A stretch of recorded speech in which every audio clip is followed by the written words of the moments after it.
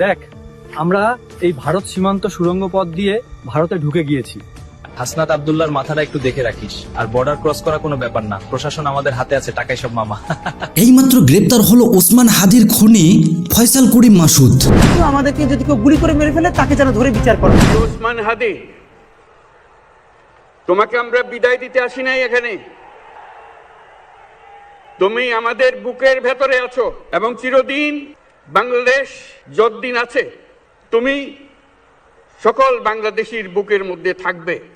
আপনারা দেখতে পাচ্ছেন যে হাসনাত আব্দুল্লাহ এবং ইনকিলাব মঞ্চের যে সদস্য সচিব রয়েছে তারা কিন্তু সেই লাশবাহী যে অ্যাম্বুলেন্সটি রয়েছে সেই অ্যাম্বুলেন্সের উপরে উঠেছে এবং এনসিপি একটা ছেলে 1000 কোটি টাকার মালিক হয়েছে, যে ছেলের 2 টাকা দামের গেঞ্জি পরার কেনার ক্ষমতা ছিল না, বা যারা টাকা দিয়ে অর্থ দিয়ে এই শুট করানোর জন্য তাকে কন্ট্রাক্ট করছে তারা কিন্তু এখনো দেশে আছে। সেটা যদি ইউনুস সুদখোর ইউনুস হয়, সেটা যদি আসিফ নজরুল হয়, সেটা যদি স্বরাষ্ট্র উপদেষ্টা হয়, সবাইকে রাস্তায় নামায়া ল্যাংটা করে পিটে এই দেশ থেকে বের করা হোক। মনুষ্যত্ব মারা গেছে, আপনারা এই দেশের মানুষ না, এই দেশ চালানোর মতো এদের কোনো যোগ্যতা নাই। প্রিয় দর্শক, গোটা বাংলাদেশ এখন ওসমান হাদি। হাদিকে যে নির্মমভাবে মেরেছে এটা গোটা বাংলাদেশের ইতিহাসে লেখা থাকবে। তবে ইতিমধ্যে জানা গিয়েছে ফয়সাল করিম মাসুদের সাথে নাকি স্বরাষ্ট্র উপদেষ্টাও এই ঘটনায় জড়িত, যেটা ইতিমধ্যে সবাই বলতেছে। প্রিয় দর্শক, কেন জুলাই যোদ্ধা হাদিকে প্রথম টার্গেট করে রাস্তার মধ্যেই তাকে গুলি করে মারলো, সমস্ত তথ্য আপনারা এই ভিডিওতে জানতে পারবেন। তাছাড়াও অন্যদিকে হাদির বউ কেঁদে কেঁদে কি বললো তার স্বামীকে নিয়ে। তো চলুন আগে আমরা বাড়তি কথা না বলে ভিডিওতে চলে যাই। আসসালামু আলাইকুম। লক্ষ লক্ষ লোক আজকে এখানে হাজির হয়েছে, পথে ঢেউয়ের মতো লোক আসছে। সারা বাংলাদেশ জুড়ে কোটি কোটি মানুষ আজকে এই মুহূর্তের জন্য অপেক্ষা করছে। তারা তাকিয়ে আছে হাদির কথা শোনার জন্য। আজকে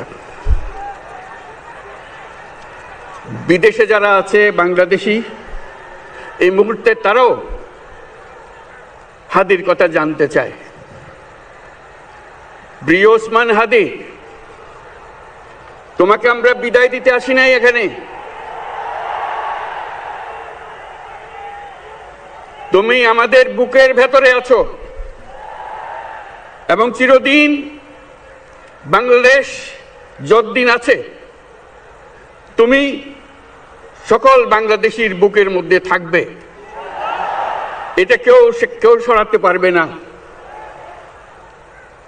আমরা আজকে তোমাকে প্রিয় হাদি বিদায় দিতে আসিনি।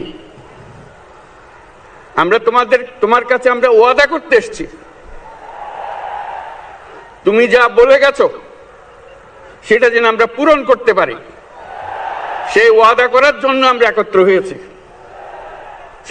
সেই ওয়াদা শুধু আমরা নয়, পুরুষানুক্রমে বাংলাদেশের সব মানুষ পূরণ করবে। সেই ওয়াদা করার জন্যই আমরা তোমার কাছে আজকে এসেছি, সবাই মিলে যে যেখানে আছি।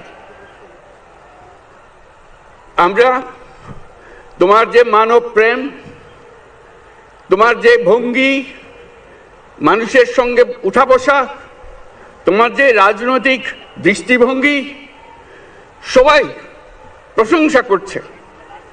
সেটা আমরা মনে প্রাণে গ্রহণ করছি, যে এটা যেন আমাদের মনে সব সময় জাগ্রত থাকে, আমরা সেটা অনুসরণ করতে পারি। তুমি আমাদেরকে এমন এক মন্ত্র কানে দিয়ে গেছো, সেই মন্ত্র বাংলাদেশের কেউ কোনোদিন ভুলতে পারবে না এবং এই মন্ত্র চিরদিন আমাদের কানে বাঁচতে থাকবে। সেই মন্ত্র বাংলাদেশের বড় মন্ত্র হয়ে আমাদের জাতির সঙ্গে সংযুক্ত থাকবে। তোমার মন্ত্র ছিল চলো বলবীর চির উন্নত মমশির। এই উন্নত মমশিরের যে মন্ত্র তুমি দিয়ে গেছো, সেটা বাংলাদেশি সন্তানের জন্মলগ্ন থেকে যতদিন সে বেঁচে থাকবে নিজের কাছে বলবে চল বলবীর চির উন্নত মমশির, আমাদের শির কখনো নত হবে না। সেই মন্ত্র তুমি আমাদেরকে দিয়ে গেছো, আমাদের সব কাজে সেটা আমরা প্রমাণ করব। আমরা দুনিয়ার সামনে মাথা উঁচু করে চলবো, কারো কাছে মাথা নত করব না। সেই মন্ত্র তুমি আমাদেরকে দিয়ে গেছো, আমরা সেটা পূরণ করে যাব। প্রিয় হাদি, তুমি নির্বাচনে অংশগ্রহণ করতে চেয়েছিলে, এবং সেই নির্বাচনে অংশগ্রহণ করতে গিয়ে নির্বাচন কিভাবে করতে হয় তারও একটা প্রক্রিয়া জানিয়ে গেছে আমাদেরকে। সেই প্রক্রিয়া যেন আমরা সবাই মিলে গ্রহণ করি, যে কিভাবে প্রচারণা কার্য চালাতে হয়, কিভাবে মানুষের কাছে যেতে হয়, কিভাবে মানুষকে কষ্ট না দিয়ে তার বক্তব্য প্রকাশ করতে হয়, কিভাবে বিনীতভাবে মানুষের কাছে আসতে হয়, সবকিছু তুমি শিক্ষা দিয়ে গেছো। আমরা এই শিক্ষা গ্রহণ করলাম, আমরা এই শিক্ষা চালু করতে চাই। আমরা সবাই আমাদের জীবনে আমাদের রাজনীতিকে এই পর্যায়ে নিয়ে আসতে চাই, যাতে হাদি আমাদের জীবনে স্পষ্টভাবে জাগ্রত থাকে। হাদি, তুমি হারিয়ে যাবে না, তুমি কোনোদিন কেউ তোমাকে ভুলতে পারবে না। তুমি যুগ যুগ ধরে আমাদের সঙ্গে থাকবে, আমাদেরকে তোমার মন্ত্র পুনঃ পুনঃ মনে করিয়ে দেবে, আমরা তোমাকে মনে করিয়ে দেব চলো বীর অন্যতম মশির। আমরা সেই মন্ত্র নিয়ে আজকে সামনের পথে এগিয়ে যাব। তোমাকে আমাদের সবার পক্ষ থেকে তোমার সঙ্গে ওয়াদা করলাম, আজকে তোমাকে আল্লাহর হাতে আমানত রেখে গেলাম। আমরা সব সময় তোমার কথা স্মরণ রেখে জাতির অগ্রগতির পথে চলতে থাকবো। ধন্যবাদ সবাইকে। এনসিপি একটা ছেলে 1000 কোটি টাকার মালিক হয়েছে, যে ছেলের 2 টাকা দামের গেঞ্জি পরার কেনার ক্ষমতা ছিল না, বা যারা টাকা দিয়ে অর্থ দিয়ে এই শুট করানোর জন্য তাকে কন্ট্রাক্ট করছে, তারা কিন্তু এখনো দেশে আছে। সেটা যদি ইউনুস হয়, সেটা যদি আসিফ নজরুল হয়, সেটা যদি স্বরাষ্ট্র উপদেষ্টা হয়, সবাইকে রাস্তায় নামায় ল্যাংটা করে পিটে এই দেশ থেকে বের করা হোক। মনুষ্যত্ব মারা গেছে, আপনারা এই দেশের মানুষ না, এই দেশ চালানোর মতো এদের কোনো যোগ্যতা নাই। এই যে হত্যাটা হয়েছে, এটার পিছনে আপনারা একটু তদন্ত করে দেখেন, কোনো না কোনো ভাবে এরও হাত আছে। তারা খাচ্ছে এসির হাওয়া, আমাদের ভাই খাচ্ছে গুলি। ওসমান হাদি ভাই, তিনি আজকে আর আমাদের মাঝে নাই, আর কখনো সে আসবেও না। এই দেশের ভিতরে যদি এমন একজন যোদ্ধা, যে যোদ্ধা বেঁচে থাকলে আশা করি দেশে ভালো কিছু হইতো। দেশ থেকে অন্যায়কারী, দেশ থেকে একজন শুটার কিভাবে দেশ থেকে পালিয়ে যায়, এটা আমার বুঝে আসলো না। একটা প্রশাসন, একটা সরকার যদি চায় একজন অন্যায়কারীকে 24 ঘন্টা লাগার কথা না, তাকে আইনের আওতায় আনার জন্য। আমি বলতে চাই যে শ্যুট করছে সে তো আর বাংলাদেশে হয়তো নাই, কোথাও না কোথাও চলে গেছে, কিন্তু যারা শ্যুট করাইছে বা যারা টাকা দিয়ে অর্থ দিয়ে এই শ্যুট করানোর জন্য তাকে কন্ট্রাক্ট করছে, তারা কিন্তু এখনো দেশে আছে। আমি বলতে চাই একটা কথা, দয়া করে আপনারা এখনও সোচ্চার হন, আপনারা এখনও রুখে দাঁড়ান। আজকে হাদি ভাইয়ের বাচ্চাটার দিকে একবার দেখেন, সে কথা বলতে গিয়ে কান্না করে দিচ্ছে যে আমার বাচ্চাটাকে দেখেন। আজকে তার শিশু বাচ্চাটা বাবার আদর থেকে আজকে বঞ্চিত। এই বাচ্চাটা বলতেও পারে না যে আমার বাবা কেন মরলো, বাবাকে কারা মারলো, বা কী অপরাধ ছিল তার বাবার। সে তো কোনো একটা দলকে কখনো ইন্ডিকেট করে কথা বলেনি, সে প্রত্যেকটা দলকেই বলছে এনসিপি চুরি করছে, এনসিপি কোটি টাকার মালিক হয়েছে, এনসিপি 1000 কোটি টাকার মালিক হয়েছে, সবগুলো তথ্য সে বলছে। বিএনপিকেও বলছে, আওয়ামী লীগকেও বলছে, সে বলে নাই কোন দলকে। এনসিপি একটা ছেলে 1000 কোটি টাকার মালিক হয়েছে, যে ছেলের 2 টাকা দামের গেঞ্জি পরার কেনার ক্ষমতা ছিল না, তার ব্যাপারেও বলছে। এমনকি প্রত্যেকটা দলের অন্যের ব্যাপারে সে রুখে দাঁড়াইছে। এটা কি তার অপরাধ ছিল? হাদি ভাইকে যারা হত্যা করছে তাদের পালিয়ে যাওয়ার পিছনে অবশ্যই এই সরকারের ব্যর্থতা আছে। সরকার চাইতো এই হত্যাকারীকে 24 ঘন্টার ভিতরে আটকানো কোনো ব্যাপার ছিল না। শুধু তাই না, আমি বলবো যে প্রত্যক্ষদর্শী এই দেশ থেকে পালিয়ে যাওয়ার পিছনে আমাদের সরকার থেকে নিয়ে প্রশাসনের সবার ব্যর্থতা এবং সবার হাত আছে। হাদি ভাইকে গুলি করার পরে প্রথমে ফোনটা কার কাছে গেছে? একটা যোদ্ধাকে যখন কেউ গুলি করে তখন অবশ্যই প্রশাসন থেকে নিয়ে সরকারি কর্মকর্তা সবার কাছেই কিন্তু খবরটা যায় যে এমন একজন লোকের উপরে হামলা হয়েছে। তো সেই খবরটা পাওয়ার পরেও কোন কোন পজিশনে থেকে সরকারি কোন কর্মকর্তা, সরকারি কোন উপদেষ্টা এর সঠিক সময়ে পদক্ষেপ নেয় নাই, আমরা সেটাকে আগে তদন্ত করে দেখতে হবে আমাদের। আমরা সব কিছুর হিসেব চাই যে একজন জুলাই যোদ্ধা এভাবে করে পথে রাস্তার ভিতরে সে নিরাপদ না, তাহলে সাধারণ জনগণ আমরা কিভাবে নিরাপদ?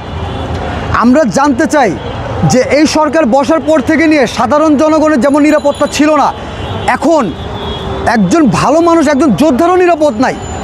তাহলে একটা জিনিস আপনারা বুঝেন না কেন, যে হাদি ভাই তো কাউকে একতরফাভাবে কখনো কথা বলে নাই। সে এনসিপির ভুলগুলো ধরায় দিছে, সে বিএনপির ভুল ধরেছে, আওয়ামী লীগের ভুল ধরেছে, জামাত ইসলামের কার পক্ষে সে কথা বলে না, বিপক্ষে কথা, সবার বিপক্ষে সে ভুলগুলোকে তুলে ধরছিল। এটা কি তার অন্যায় ছিল? তার অন্যায় ছিল না। আজকে আমি বলতে চাই যে হাদি ভাইয়ের যে মৃত্যু, এই মৃত্যুতে শুধু হাদি ভাই মারা যায় নাই, আমাদের বাংলাদেশের সকল ভালো মানুষ যারা অন্যায়ের বিরুদ্ধে রুখে দাঁড়ায়, যারা অন্যের বিরুদ্ধে কথা বলে, যারা নাকি দেশপ্রেম, তারা সবাই আজকে মারা গেছে। যদি এই দেশে থেকে সাধারণ যারা জনগণ আছেন, যারা যোদ্ধা আছেন, যারা কিনা এই দেশকে ভালোবাসেন, তারা যদি ওসমান হাদি ভাইয়ের এই মৃত্যুর জন্য রাজপথে নেমে সত্যির মোকাবেলা না করেন, যদি আপনারা অন্যের বিরুদ্ধে না দাঁড়ান, তাহলে আপনাদেরও মনে করতে আপনাদের মনুষ্যত্ব মারা গেছে, আপনারা এই দেশের মানুষ না। কারণ হাদি ভাই সে এমন একটা যোদ্ধা ছিল, তার জনপ্রিয়তা খুব অল্প সময়ে সে বিস্তার করতে পারছে। একটা মানুষের জনপ্রিয়তা এমনিতেই বিস্তার হয় না, তার কথায় হোক, তার চলাফেরায় হোক, তার ভিতরে কিছু না কিছু মানুষ দেখছে, যার কারণে মানুষ তাকে মানে মন থেকে ভালোবাসতো। শুধু তাই না, তার নির্বাচন করার জন্য তার টাকার কোনো প্রয়োজন ছিল না তো, কারণ সাধারণ জনগণ সবাই তাকে আশ্বাস দিছে যে আপনি এগিয়ে যান, আমরা আছি আপনার সাথে। তাহলে সেই ব্যক্তিকে টার্গেট করে মারার কারণটা কী হতে পারে? আমি একটা জিনিস বলতে চাই, যে অনেক টাকা কামাইছে এ পর্যন্ত অবৈধভাবে। এই যে হত্যাটা হয়েছে, এটার পিছনে আপনারা একটু তদন্ত করে দেখেন, কোনো না কোনোভাবে এরও হাত আছে। আপনি স্বরাষ্ট্র উপদেষ্টা দেখেন, মূর্খের বাচ্চার একটা কথা শুনছেন কিনা জানি না আপনারা। মূর্খের বাচ্চাকে একটা প্রেস সাংবাদিক ভাই প্রশ্ন করে যে ভাই এই বর্তমানে যে লুট হয়ে থানার অস্ত্রগুলো যে লুট হয়েছে, সেই ব্যাপারে আপনি কী পদক্ষেপ নিচ্ছেন? আজকে সে উত্তরে বলে পেঁয়াজের দাম কেন বাড়লো। আমার কথা, এর মতো মূর্খের বাচ্চাকে বসাইছে ইউনূস। তাহলে ইউনূসের কতটুকু যোগ্যতা আছে, আর এই স্বরাষ্ট্রমন্ত্রীর কতটুকু যোগ্যতা আছে, আর আসিফ নজরুলের কতটুকু যোগ্যতা আছে, এটা আপনারা কম্পেয়ার করে দেখতে পারেন। এই দেশ চালানোর মতো এদের কোনো যোগ্যতা নাই। শুধু তাই না, এরা শুধু টাকা চিনে, এরা টাকার কাছে বিক্রি হয়েছে। যদি তা না হয়, আজকে হাদি ভাইয়ের উপরে যে হামলা হয়েছে, এই হামলা যদি স্বরাষ্ট্র উপদেষ্টা কিংবা আপনার আসিফ নজরুল বা ইউনূস যদি চেষ্টা করতো, অবশ্যই তাকে ধরা যেত। হয়তো যে গুলি করছে, যে কিলার, সে হয়তো দেশে নাই, যে কোনো দেশে আছে, কোন দেশে তা আমি জানি না, কিন্তু বর্তমানে যে টাকা দিয়ে তাকে কাজটা করেছে, যারা টাকা দিয়ে অর্থ দিয়ে এই শেল্টারটা দিছে, যারা এই দেশ থেকে তাকে সেফভাবে চলে যাওয়ার জন্য হেল্প করেছে, তারা তো দেশে আছে। এখন আমরা অনেকে বলতেছে মির্জা আব্বাস জড়িত, অনেকে বলতেছে উমুক জড়িত, ক্লিয়ারভাবে আমরা এখনো কেউ জানতে পারতেছি না আসলে কে জড়িত। এখানে অনেকে জড়িত থাকতে পারে, তাহলে কোন ব্যক্তিরা জড়িত আছে, কি এমন প্রশাসনের ভিতরে বসে তারা কাজ করতে, তারা শুধু এসির বাতাস খায়, তারা প্রবাসী থেকে রেমিটেন্স পাঠায়, বাংলাদেশের জনগণের থেকে ভ্যাট বাড়ায়, তেলের দাম বাড়ায়, পেঁয়াজের দাম বাড়ায়, দেশের সব পণ্যের দাম বাড়ায় দিয়ে তারা শুধু সে টাকাগুলো নিয়ে বাইরে পাচার করে তারা এসির হাওয়া খাইতেছে। তো ওই এসির হাওয়া দিয়ে তো আর আমাদের এই জীবন চলে না। তারা খাচ্ছে এসির হাওয়া, আর আমাদের ভাই খাচ্ছে গুলি। আজকে রাস্তার ভিতরে যে রক্তগুলো পড়ছে, এই রক্তগুলো শুধু মনে করেন না যে হাদি ভাইয়ের রক্ত, এটা 18 কোটি মানুষের রক্ত। হাদি ভাই যে আজকে মৃতভাবে দেশে ফিরে আসতেছে, এটা মনে করেন না যে এক হাদি মারা গেছে, এটা সমস্ত বাংলাদেশের যোদ্ধা দেশপ্রেম মারা গেছে। এতটুকু শিশু বাচ্চা, ও বাচ্চাটা আজকে বাবার আদর থেকে বঞ্চিত হয়েছে, এটা একমাত্র আপনাদের কারণে, আপনাদের ব্যর্থতার কারণে। আমি সকল ভাইদের একটা জিনিস বলবো, যে আজকে এই প্রশাসন নিয়ে যারা আছে, দায়িত্বে যারা আছে, যারা উপদেষ্টা আছে, যাদের ব্যর্থতার কারণে হাদি ভাই আজকে আমাদের মাঝে নাই। আজকে হাদি ভাই আমাদের মাঝ থেকে যেভাবে সরে গেছে, যাদের ব্যর্থতা ছিল তারা তো দেশে আছে, তাদেরকে তো ধরতে পারেন। মন্ত্রণালয়ের যে কজন লোক আছে, ইউনূস যে আছে, আপনারা তাদের কাছ থেকে জবাব কেন নেন না? হাদির তেমন কিছু আমার কাছে ভালো লাগে না। জাস্ট একটা কথা আমি আর খারাপ লাগছে, সেটা হলো যে আমার যদি কিছু হয়ে যায়, আমার বাচ্চাটারা দেখেন,